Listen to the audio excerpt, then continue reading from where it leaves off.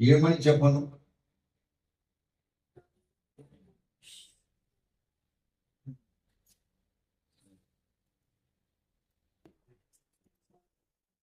అపొస్తలుల కార్యములు 11వ అధ్యాయం 26వ వచనం. వారు కలిసి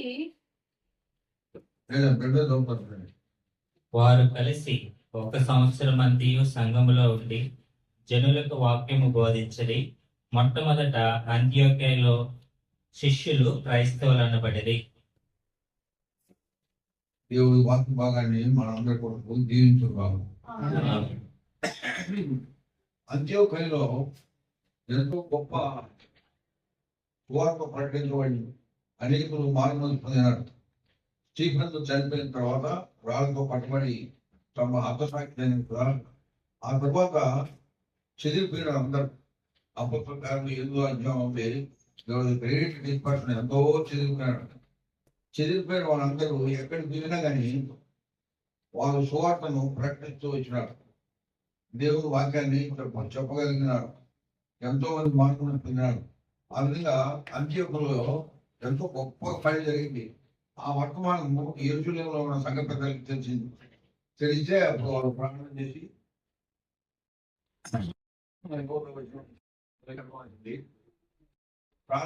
బర్నబాను పంపిస్తారు.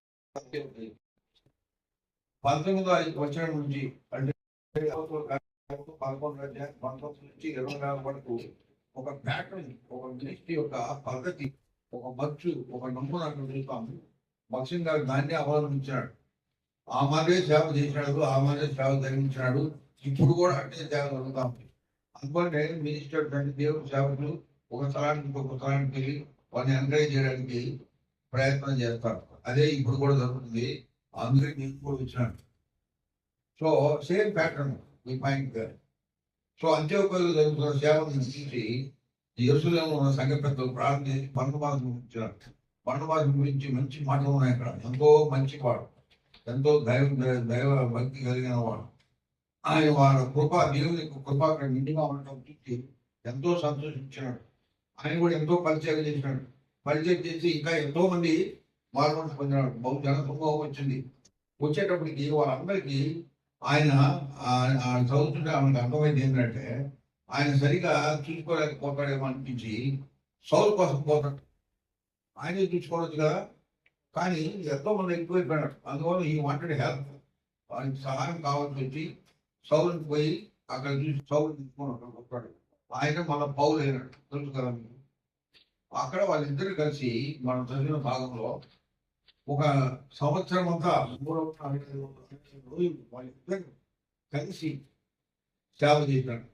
వాళ్ళకి దేవుని వాక్యం చెప్పాడు. ఆ విధంగా ఎంతో గొప్ప కార్యం అంత్యోక్యలో జరిగింది. సో అక్కడ ఏం చదువుతున్నాం ఆశ్రయంలో మొట్టమొదట అంత్యోక్యలో శిష్యులు క్రైస్తవులు అనబడి అన్నమాట. శిష్యులు క్రైస్తవులు అనబడి ఇది ఎక్కడ జరిగింది? అంత్యోక్యలో జరిగింది. అంత్యోక్యలో ఎంతో గొప్ప పని. యెరూషలేము తర్వాత అదే గొప్ప మందిరం, ఎంతో మంది రక్షణ అనుభవానికి వచ్చినాడు. వాళ్ళని భక్తి మార్గంలో ఉంచేందుకు వీళ్ళిద్దరు కలిసి ఎంతో సేవ చేస్తాడు. వాళ్ళిద్దరు బహుశా ఇద్దరు ప్రార్థన చేసిన ఈరోజు వాక్యం చెప్పి నేను ప్రార్థన చేస్తాను, లేదా నేను ప్రార్థన చేస్తాను, వాక్యం చెప్పని వాళ్ళిద్దరు మాట్లాడుతాను ఉండవచ్చు. ప్రార్థన పూర్వకంగా వాళ్ళ సేవను జరిగించి ఉండవచ్చు. ఎంతో ఆత్మీయంగా, ఎంతో అన్యోన్యంగా కలిసి ఇద్దరు కలిసి సేవ చేశారు కనుకనే ఎంతో గొప్ప కార్యం అంత్యోక్యలో జరిగింది. ఇప్పుడు మనం చదువుకున్న భాగంలో ముఖ్యమైనది ఏంటంటే శిష్యులు క్రైస్తవులు అనబడి. ఈ క్రైస్తవులు అనే మాట చోట్ల మనకు తెలుస్తుంది. కానీ ప్రపంచమంతా క్రైస్తవం ఎక్కడ వచ్చినా క్రైస్తవులే. ఓన్లీ ఇండియాలో క్రిస్టియన్స్ మైనారిటీస్ అంటారు. ప్రపంచమంతా ప్రపంచమంతా కలిసి చూస్తే క్రిస్టియానిటీ మెజారిటీ. అది వీళ్ళందరికీ ఫుల్ మన ఇండియాలో. అందుకని మనం కూడా అనగదొక్కడానికి ప్రయత్నం చేస్తా ఉన్నాం. కానీ మనమేమో విశ్వాసం సాగిపోవాలి, దేవుడు మనకు అప్పగించిన పరిచయం కొనసాగించాలి. అది మన బాధ్యత అయింది. సో శిష్యులు క్రైస్తవులు అనబడి అంటే దానికి అర్థం ఏంటంటే నువ్వు క్రైస్తవుడుగా ఉండాలంటే, నువ్వు క్రైస్తవుడిని పిలువబడాలి అంటే నువ్వు మొట్టమొదటిగా నువ్వు శిష్యుడు కావాలి. శిష్యుడు అంటే ఏంటి? గురువు మాట జవదాటకుండా, తూచా తప్పకుండా గురువు చెప్పిన మాటలు నెరవేర్చేవాడు. ఆయన చెప్పిన మార్గంలో ముందుకు సాగిపోయేవాడు. గురువు వెంబడించి నడిచేవాడు. గురువు అండదండలో ఉండి ఆయన ఏం చెప్తారో అదే చేసేవాడే నిజమైనటువంటి శిష్యుడు. సో ఆ విధంగా శిష్యులు క్రైస్తవులు అనబడి ఆ దినాల్లో క్రైస్తవులు పోతుంటే ఎక్కువ పోతుంటే వాళ్ళు గుర్తింపబడినారు, వాళ్ళు ఈజీకి కనుక్కోగలిగినారు. ఎందుకంటే వాళ్ళ వస్త్రాలు ఆ విధంగా ఉండారు, వాళ్ళ నడక ఆ విధంగా ఉండారు, వాళ్ళ వ్యవహారం ఆ విధంగా ఉండారు, వాళ్ళ సంభాషణ ఆ విధంగా ఉంది కనుక వాళ్ళు గుర్తించగలిగినారు. అపోస్తలుల కార్యములు 4వ అధ్యాయం 13వ వచనం.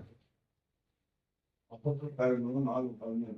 వారు పేతురు యోహానుల ధైర్యం చూచినప్పుడు వారు విజయలేని పామరులని గ్రహించి ఆశ్చర్యపడి వారు యేసుతో కూడా ఉండిన వారని గుర్తెరిగిరి. ఇద్దరేని పామరులు చదువు సబ్జెక్ట్ తెలియాలి. అయినప్పటికీ వాటి గ్రేట్ ఇష్టమని వాళ్ళ సాక్ష్యం ఏంది? యేసుతో కూడా నిండిన వారు. అది ముఖ్యం. మనం చదివినా చదవకపోయినా ఒకటో క్లాస్ పోయినా ఒకటో క్లాస్ కూడా తెలియకుండా ఎంత చదువు లేకపోయినా కానీ క్రీస్తుతో ఉండడం అనేది ఎంతో ప్రాముఖ్యమైనటువంటిది. అక్కడ అది వాళ్ళు యేసుతో కూడా ఉండిన వారిని గుర్తించినారంట. అంటే వాళ్ళ పాటన వాళ్ళ వ్యవహారం ఏ విధంగా ఉంటుందంటే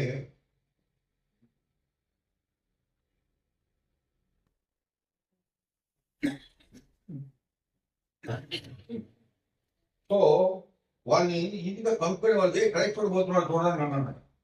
వాళ్ళు పోతుంటే ఏమన్నారు? క్రైస్తవుడు పోతున్నాడు చూడండి. ఆ విధంగా వాళ్ళు గుర్తింపబడినారు. ఎందుకు? వాళ్ళు యేసుతో కూడా ఉండిన వారు. మనము యేసుతో కూడా ఉండిన వారంగా అలాంటి సాక్ష్యం కలిగి ఉండాలి. మనం ఈ లోకంలో ఉండిన వారంగా ఉండకూడదు. కానీ లోకంలో లోకమంతా మనలో ఉంటుంది. అనేక కాళ్ళు అనేక అకౌంట్లో మనం చూస్తే లోకమంతా అక్కడే ఉంటుంది. 16th సెంచరీలో ఒక సేవకుడు అన్నాడు కదా, సేవకుడు అన్నాడు, నేను లోకం కొరకు చూస్తుంటే అది లోకం సంఘంలో కనబడిందంట. కానీ సంఘం ఎక్కడుందమ్మా అని చూస్తే సంఘం లోకంలో ఉందంట. ఆ విధంగా ఎంత ఏమాత్రం కనుక్కోలేని పరిస్థితి. ఎవరు విశ్వాసి ఎవరు పిశాచి అనేది ఉంది. విశ్వాసులు కూడా ఒక మార్క్ చేసుకొని తిరుగుతారు అనమాట. అంటే నిజమైనటువంటి క్రైస్తవులు కాని వారు కూడా వెలుపటి వారు కూడా లోపటి వారుగా ప్రవర్తిస్తారు. ఒక ఆయన మదర్ శాంపిల్ ఉండేవాడు, శాంపిల్ గారు మా అన్న, ఆయన మా కజిన్ దేవజీ మదర్ శాంపిల్ అంటారు.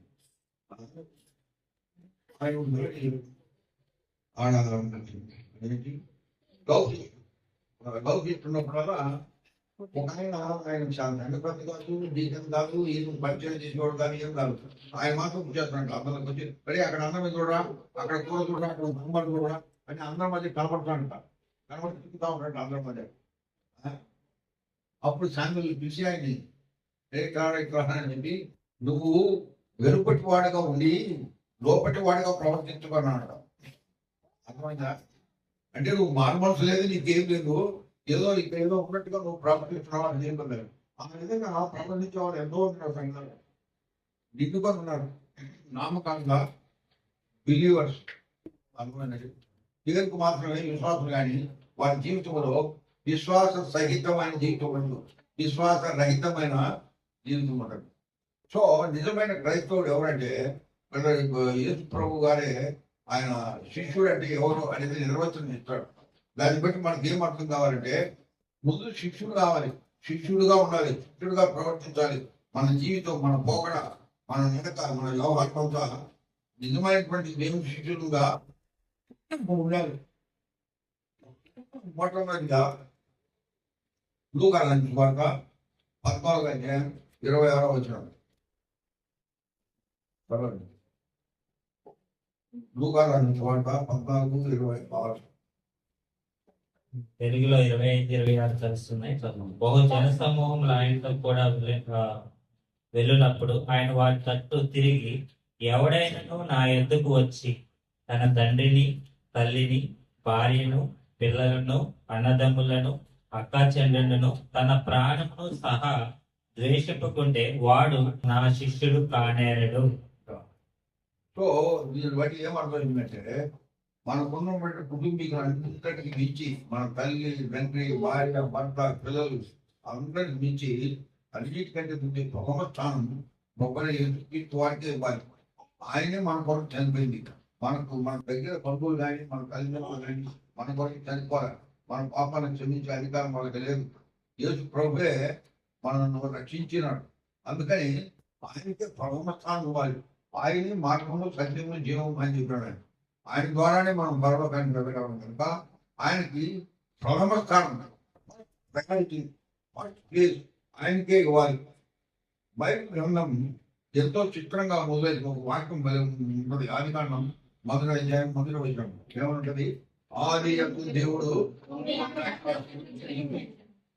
నా స్టడీ బైబిల్లో ఆదియందు దేవుడు అంటే పుస్తకం పెట్టేస్తాను. ఆదియందు దేవుడు, ఆదియందు దేవుడు, ఆదియందు దేవుడు. ఆది అంటే ప్రారంభంలో ప్రతి పరిస్థితిలో, మన జీవిత ప్రాంగణంలో ప్రతి పరిస్థితులు కూడా స్థానం ఆయనకే. ఆయన తర్వాత మీ పని. ఆ విధంగా ఆత్మీయ దృక్పథం కలిగి మనం జీవించాలి. ఇప్పుడు అంటే ప్రథమ స్థానం. అటువంటి క్యాలిఫోర్నియాలో ఒక ఇమేజ్ ఉన్నారు. ఆయన మంచి ట్రాన్స్లేట్ కూడా ఈ కంపోజ్ మినీ సాంగ్ కాదు. మనం వాటి ప్రజల తెలుగులో పాడుతుంటాం. మనం అందరూ తెలియదు. ఆ ఇమేజ్ ఆయనకి ఇమేజ్ ఇక్కడ మైక్ అవసరమా?